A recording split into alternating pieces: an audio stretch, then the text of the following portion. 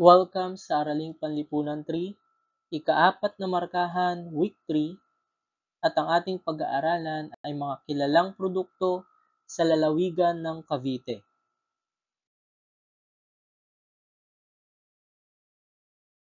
At ang layunin sa araling ito, inaasahang naiisa ang mga produkto at mga industriyang nagpapalago sa kabuhayan na matatagpuan sa lalawigan ng Cavite, na ipapakita ang pagpapahalaga at pag-iingat sa mga likas na yaman sa rehiyon. Nakakalahok ng may kasiglahan sa pagtatalakayan at pagkasagot sa mga inalaang gawain ng guro.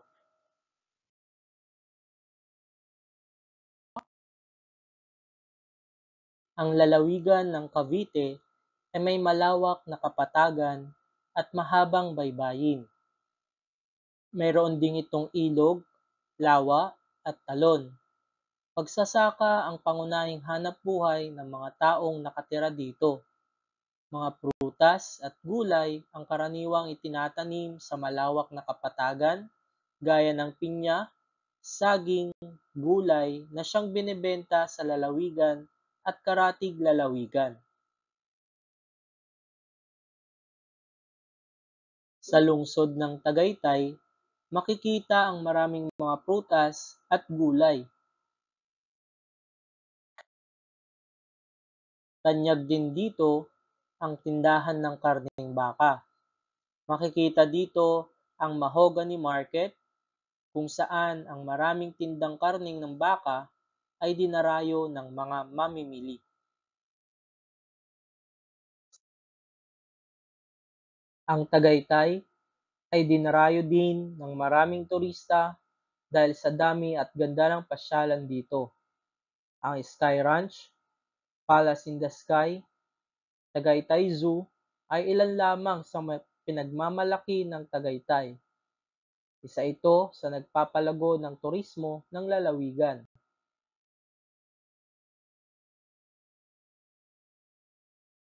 Sa lungsod ng Bacoor ay kilala ang mga yamang tubig gaya ng tahong, talaba at asin. Ito ang mga produktong ipinagmamalaki ng mga Bacooreno.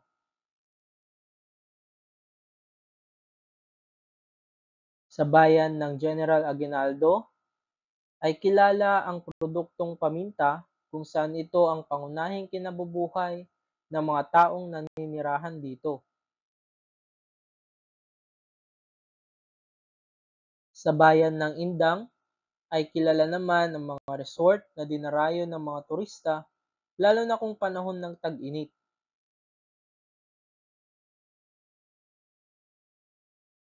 Sa lungsod ng Dasmariñas ang may pinakamaraming taong naninirahan, ngunit ang lugar na ito ay maraming mga pagawaan at pabrika. Maraming mamamayan dito na naghahanap buhay. Sa ngayon, ang lalawigan ng Cavite ay isa sa progresibong lalawigan sa buong rehiyon.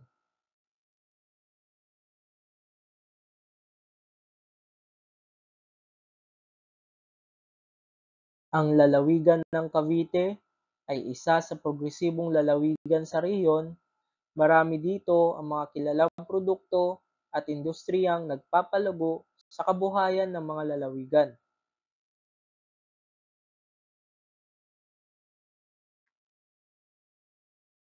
Ating sagutin ang maikling pagsusulit na may panuto, basahin ng mabuti ang pahayag, isulat ang tama kung wasto ang pahayag at mali kung hindi. Number 1, may mahabang kapatagan at baybayin ng lalawigan ng Cavite.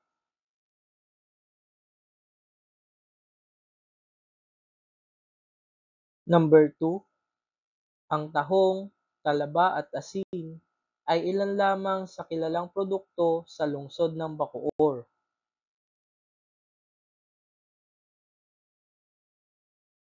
Number 3, sa Cavite ay kilala ang produktong lansones.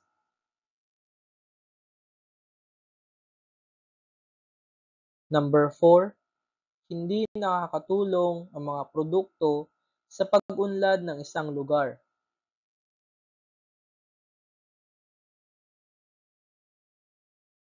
Number 5, ang lungsod ng Dasmariñas ay may maraming paggawaan at pabrika.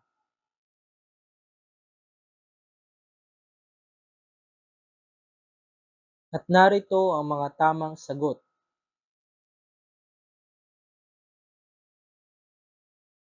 Number 1, ang sagot ay tama.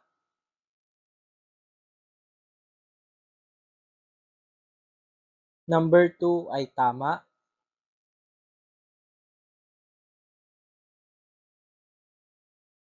Number 3, ang sagot ay mali. Number 4, ang sagot ay mali.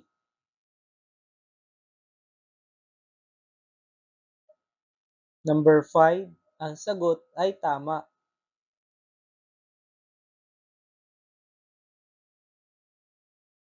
Maraming salamat sa inyong pakikinig at sana ay marami kayong natutunan sa ating aralin ngayong umaga.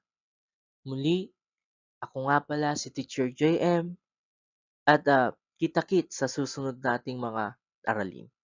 Huwag kalimutang mag-subscribe, like, at comment sa ating YouTube channel. Salamat!